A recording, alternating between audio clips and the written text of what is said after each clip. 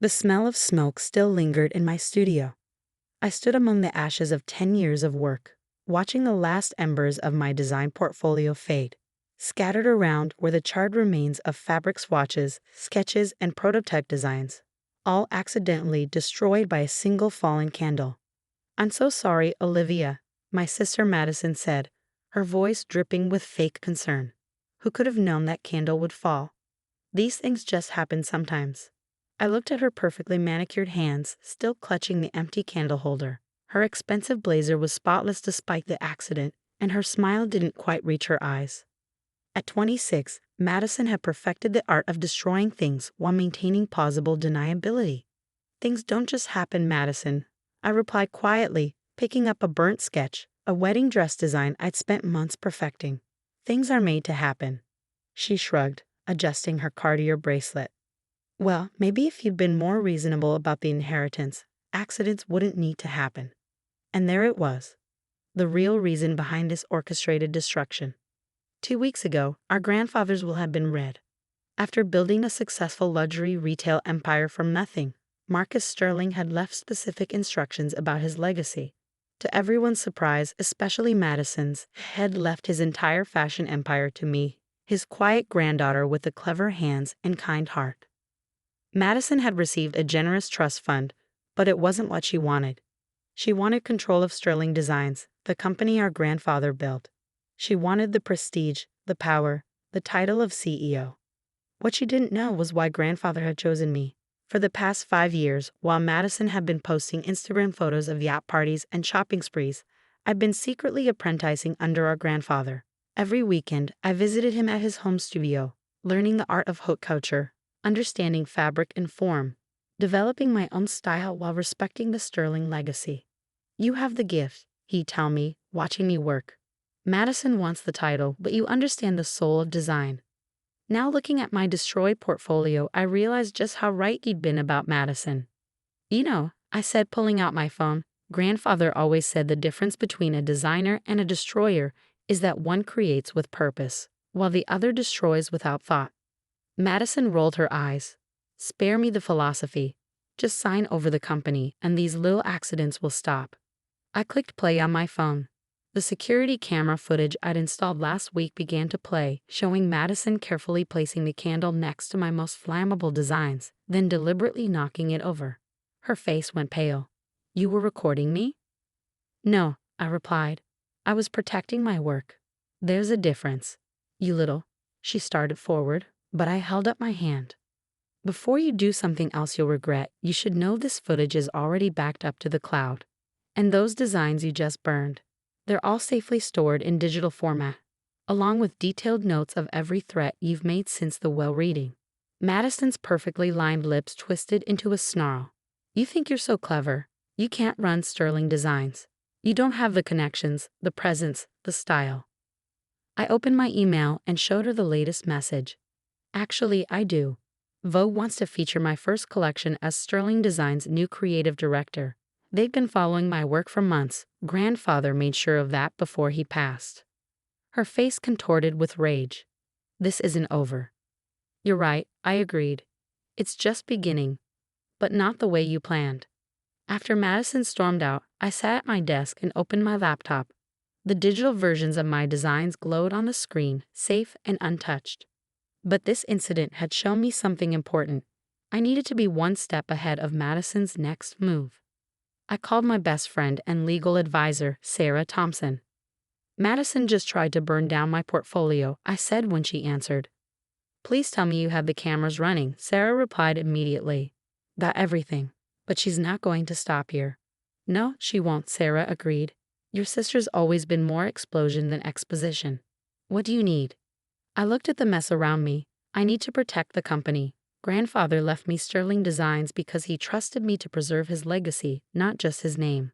Madison would turn it into fast fashion and Instagram posts if she got control." "Okay," Sarah said, and I could hear her typing. "I'm looking at the company structure now. Your grandfather was smart. He left you not just ownership, but also ironclad control. Madison can't touch the company unless you explicitly sign it over." "She'll try to force my hand," I warned. "You know how she operates." "Then we'll be ready," Sarah said firmly. I'm sending you some documents now. Sign them immediately. They're additional protections your grandfather prepared before he died. He knew Madison might try something like this. As I signed the documents, I thought about my grandfather's foresight. He'd known exactly how both his granddaughters would react to his decision. While Madison saw only the prestige of inheriting Sterling Designs, I understood the responsibility. The next morning, I arrived early at Sterling Designs headquarters. The security guard, Tom, who'd known me since I was a child sneaking in to watch my grandfather work, smiled as I entered. "Morning, Miss Olivia. Heard about what happened at your studio. Your sister's got a mean streak in her." "You have no idea, Tom," I replied, heading to the elevator. The office was quiet at this hour. I walked through the creative department, running my hand along the tables where designers worked on next season's collections. This was my grandfather's legacy, not just fashion, but a place where creativity could flourish. In his office, my office now, I found an envelope on the desk. Inside was a letter in my grandfather's familiar handwriting, dated just before his death. "My dearest Olivia, if you're reading this, then Madison has made her first move. I knew she would. She's always been predictable in her unpredictability. But you, my quiet one, you've always understood that true power isn't in making noise, but in making something meaningful. I'm leaving you a key. It opens a safe in the basement archive. Inside, you'll find everything you need to protect what we've built. Madison might think she knows fashion because she wears it, but you know fashion because you create it. Remember what I taught you. A Sterling never fights for attention. We command it through excellence. With love and faith, Grandfather." The key was taped to the bottom of the letter. I took the private elevator to the basement archive, a temperature-controlled vault containing every Sterling design since the company's founding. The safe was hidden behind a panel of vintage sketches. Inside, I found a leather portfolio containing documents, photos, and a USB drive. But what caught my eye was a small notebook labeled Madison's Mistakes. As I read through it, my hands began to shake. Grandfather had documented everything. Every time Madison had tried to use company resources for personal gain, every unauthorized loan she'd taken, every attempt to undermine the company's reputation for her own benefit. My phone buzzed, a text from Madison. "Board meeting tomorrow. Hope you're ready to explain why an amateur should run Sterling Designs." I smiled, thinking of the arsenal of information in my hands. "Oh, I'm ready," I texted back. "Are you?" I spent the rest of the day preparing. While Madison might have destroyed my physical portfolio, she had no idea about the collection I've been secretly working on for the past year. Designs that combined Sterling's classic elegance with modern innovation. Sarah arrived that evening with more documents. "Your grandfather left me specific instructions," she said, spreading papers across the desk. "Everything Madison's done, the portfolio burning, the threats, it all plays into his plan." "What do you mean?" "He knew she'd try to force you out. These documents show that any attempt by Madison to maliciously damage company property or threaten the creative director, that's you, results in her trust fund being frozen and her shares automatically transferred back to the company." I stared at Sarah. "So when she burned my portfolio?" "She activated the clause. She just doesn't know it yet." As night fell over the city, I stood at the office window, looking out at the lights below. Tomorrow would be a battle. But for the first time, I felt truly ready. Madison had always underestimated me, seeing only the quiet sister who preferred sketching to socializing. She didn't realize that while she'd been playing checkers, Grandfather had taught me chess. My phone buzzed again. An email from Vogue confirming their interest in my collection. Perfect timing. I began drafting my presentation for tomorrow's board meeting, including photos of my burned studio and the security footage of Madison's accident. Sometimes the best defense isn't just having a plan. It's having proof that someone else didn't have one. The night grew later, but I kept working. Tomorrow would change everything, and I needed to be prepared. Madison might have tried to burn my dreams, but she'd forgotten one crucial thing. You can't burn talent, and you can't destroy determination. As I finally left the office, Tom called out, "Good luck tomorrow, Miss Olivia. Show them what a real Sterling can do." I smiled, clutching my grandfather's notebook. "Oh, I will, Tom. I definitely will." The morning of the board meeting dawned bright and cold. I arrived at Sterling Designs headquarters at 7 a.m., 3 hours before the scheduled meeting. The security footage from my studio was already uploaded to the boardroom's presentation system. along with scans of my grandfather's notebook documenting Madison's mistakes. As I walked through the office carrying a large portfolio case, I could feel the tension in the air. Most of the employees knew about the power struggle brewing between Madison and me. They'd seen her storming through the building yesterday, making calls and trying to gather support from board members. "Miss Sterling," my assistant Emma called out, hurrying toward me with a stack of papers. "I have the latest numbers you requested, and there's something else you should see." She handed me a tablet, open to page 6. The headline made my blood boil. "Sterling Designs in Crisis. Harris questions grandfather's mental state during will reading." Madison had gone to the press, suggesting our grandfather hadn't been of sound mind when he named me his successor. The article quoted anonymous sources close to the family, claiming he'd been confused and easily manipulated in his final months. "She's trying to paint me as an opportunist who took advantage of a sick old man," I said quietly. Emma nodded. "But we have something she doesn't know about." She pulled up another document on the tablet, dated video recordings of my grandfather explicitly discussing his succession plans with his lawyers, with doctors present to verify his mental competency. He thought of everything. "When did you get these?" I asked. "Your grandfather's personal attorney sent them over this morning," he said, and I quote, "It's time to show Madison what real planning looks like." At 9:45 a.m., board members began arriving. I watched from my office as Madison greeted them, dressed in a designer suit that probably cost more than most people's monthly salary. She was working the room, all smiles and air kisses, likely trying to secure last-minute votes. Sarah arrived at 9:55, carrying her briefcase like a weapon.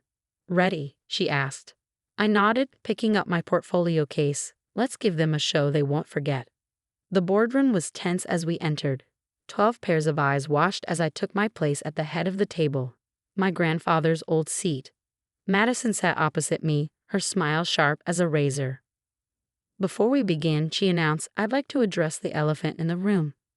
My sister's inheritance of Sterling Designs was a mistake, one we need to correct today." I remained silent, watching her perform. "Our grandfather was not himself in his final months," she continued, her voice trembling with well-practiced emotion. "He made decisions that could destroy everything he built. Sterling Designs needs experienced leadership, someone who understands the fashion world, who has the connections and vision too." "Like these connections?" I interrupted, pressing a button on my laptop. The boardroom screen lit up with security camera footage from various high-end stores. Madison using company funds to buy personal items. Madison promising Sterling contracts to friends in exchange for support. Madison badmouthing the company to competitors when she didn't get her way. Or perhaps you mean this kind of vision.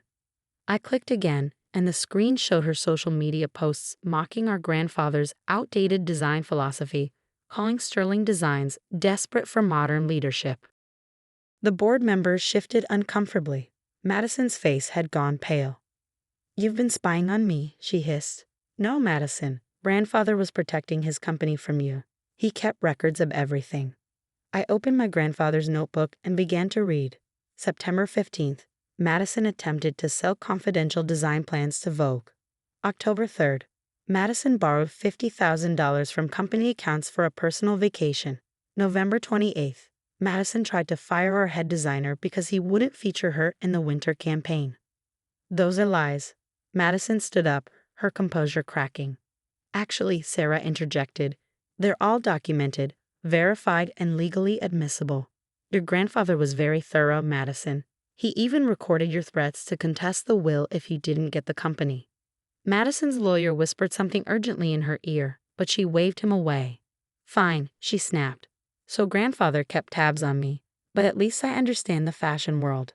What does Olivia know about running a luxury brand? Her little sketches and home-sewn designs can't compare to real fashion experience." This was the moment I'd been waiting for. I opened my portfolio case and began laying out designs on the table, not the ones Madison had burned, but my real collection, the one I'd been developing with our grandfather's guidance. "These are the preliminary designs for Sterling Designs' spring collection," I announced, already approved by Vogue for an exclusive feature. The board members leaned forward, examining the sketches. I could see their expressions shift from skepticism to interest. "But that's not all," I continued. While Madison was busy planning how to take over the company, I was planning how to grow it.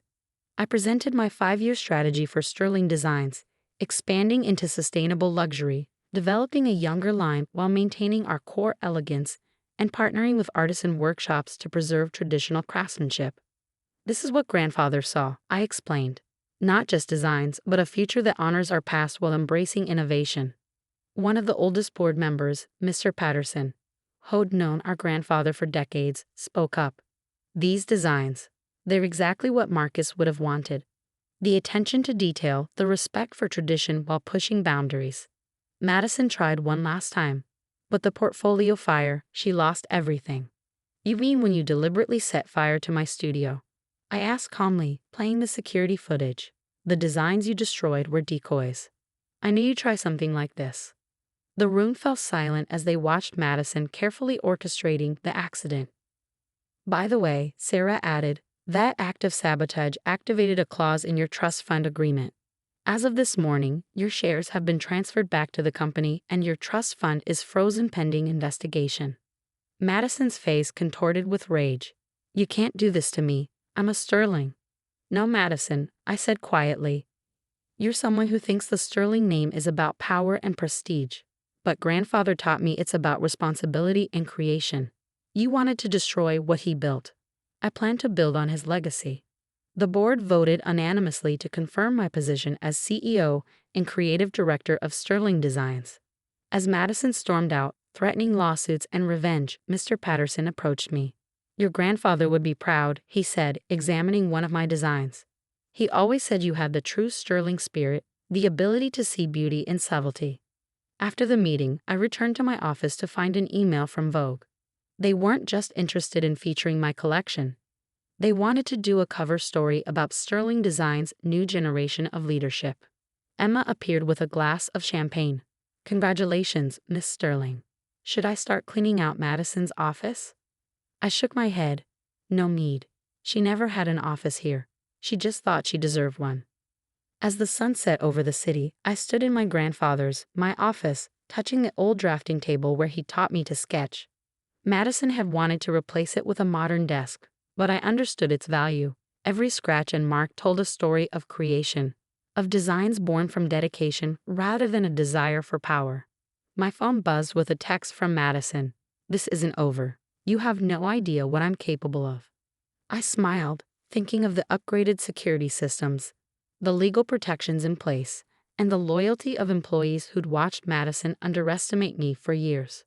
Actually, I texted back, I know exactly what you're capable of. That's why I won.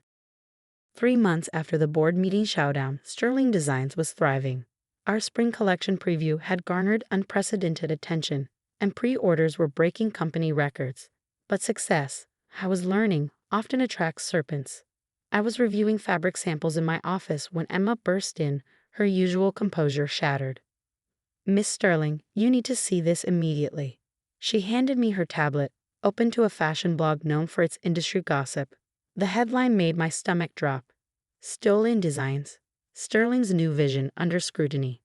The article featured sketches that looked remarkably similar to my collection, but dated 6 months earlier. They were credited to a small design house in Paris, one Madison had visited frequently last year. My phone started ringing. Vogue, Women's Wear Daily, the New York Times fashion desk. All wanted comments on the allegations that I'd stolen my breakthrough collection. Emma, get Sarah here now, I ordered, already seeing Madison's hand in this, and pull up every development file we have on the spring collection. Within an hour, my office had become a war room. Sarah arrived with 2 intellectual property lawyers, while Emma had assembled a timeline of my design process, including dated sketches, fabric orders, and development notes.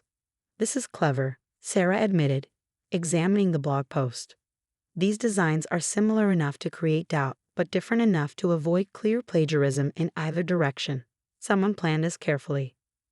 Madison, I said. She's trying to destroy my credibility before the collection launches. My phone buzzed with a text from my sister. Karma's funny, isn't it? Maybe now you'll understand how it feels to lose everything. I took a deep breath, remembering grandfather's words. A Sterling doesn't panic. We prepare. Opening my laptop, I pulled up a hidden folder labeled Insurance. Inside were videos of every design session I'd had with grandfather, dating back years.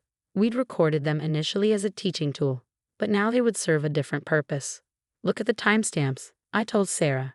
Every element of the collection was developed on camera, with grandfather's input. We can prove the evolution of each design. But Madison had planned her attack well. As we were gathering evidence, social media exploded with the story. Fashion influencers were already taking sides, and some of our biggest retailers were calling with concerns. Then came the knockout punch. The Paris design house announced they were filing a lawsuit against Sterling Designs. I was staring at the lawsuit notification when my office door opened. Mr. Patterson walked in, looking grave. "The board is calling an emergency meeting," he said. "Some members are concerned." I nodded, understanding the implications. Even if we could prove my innocence, the scandal could damage the brand. Fashion lives and dies our reputation. But as I prepared for the board meeting, I noticed something odd about the Paris design house's filing. Their company registration had been updated recently, very recently, like right after Madison's trust fund was frozen. "Emma," I called, "get me everything you can find on Maison de Lumière. Corporate records, ownership, everything." As Emma dug deeper, a pattern emerged. The design house had been nearly bankrupt until 2 months ago, when it received a massive investment from an anonymous source. Its social media presence had been dormant for years until suddenly becoming active 3 weeks ago. "Sarah," I said, "can we trace that investment?" She smiled. "Already on it. The money was routed through several shell companies, but guess where it originated? A certain frozen trust fund that someone managed to access through a loophole." I leaned back in my chair, the pieces falling into place. Madison didn't just plan this attack, she bought herself a weapon. The board meeting was scheduled for 3 p.m. This time I arrived last, making an entrance with purpose and poise. Madison was already there, sitting in a visitor's chair with a satisfied smirk. "Before we begin," I announced, "I'd like to address the allegations against our spring collection." I started the presentation with the development videos showing the organic evolution of each design. Then came the corporate records of Maison de Lumière, highlighting the suspicious timing of its resurrection. And finally, I said, "This morning's banking records." The screen showed a series of transactions linking Madison's trust fund to the design house through various shell companies. "My sister didn't just accuse me of stealing designs," I explained. "She bought a failing design house, planted similar designs, backdated them, and orchestrated this entire scandal." Madison jumped up. "You can't prove that." "Actually," Sarah interjected, "we can. Your co-conspirator at the design house came forward an hour ago. Apparently, you forgot to pay him the second half of his fee." The boardroom erupted in chaos. Madison screamed accusations while her lawyer tried desperately to silence her. But the damage was done. Mr. Patterson stood up, his voice cutting through the noise. "I think we've seen enough. Madison Sterling, you are hereby banned from all Sterling Designs properties and operations. Any remaining financial ties to the company will be severed immediately." As security escorted Madison out, she turned to me with pure hatred in her eyes. "You think you've won? I'll never stop trying to take what's mine." "That's your problem, Madison," I replied calmly. "You still think this is about ownership. It's about stewardship. Grandfather understood that. That's why he chose me." After the drama subsided, I returned to my office to find an unexpected delivery, a small package from our grandfather's attorney. Inside was a vintage Sterling Designs scarf and a note. "Your grandfather asked me to give you this when you faced your first real test as CEO. It's the scarf from his first collection, the one that launched Sterling Designs. He said you'd know when you'd earned it. Pace, he also said to remind you that Madison never understood the difference between wearing fashion and creating it." I wrapped the scarf around my neck, feeling its history and weight. On my desk, the spring collection lookbook proofs waited for approval.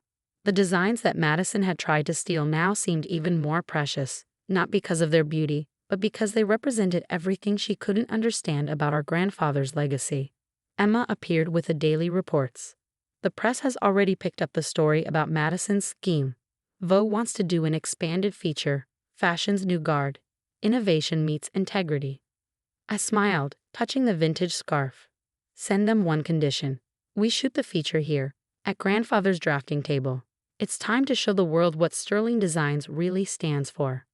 That evening, as I left the office, I passed the wall of Sterling Designs' historical photos. Among them was a picture of grandfather at his first fashion show, wearing the same scarf I now wore.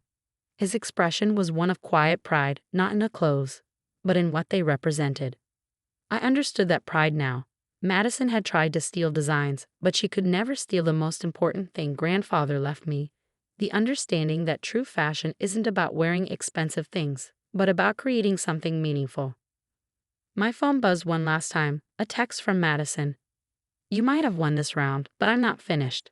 I didn't bother responding. Instead, I took a photo of myself at grandfather's drafting table, wearing his scarf surrounded by my designs, and posted it with a simple caption.